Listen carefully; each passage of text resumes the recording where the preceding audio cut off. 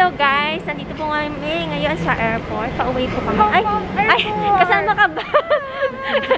Kasama ko friend ko, hinatid ako. Ayan o, social. Ito kami ngayon sa airport.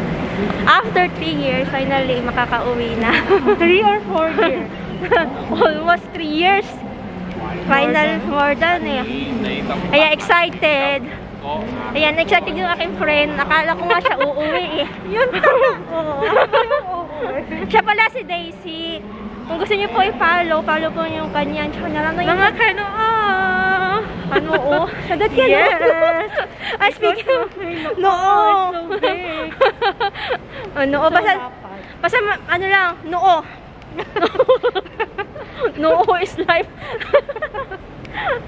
Dito, ito na yung airport namin tao. Back to normal na siya. Finally, after how many years? Na More than 2 years. na talagang very strict ang Hong Kong. Ngayon, open and free na kayo makapag-travel dito. Sa mga maghahatid.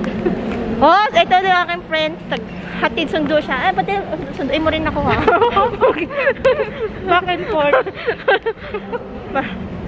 See ya guys.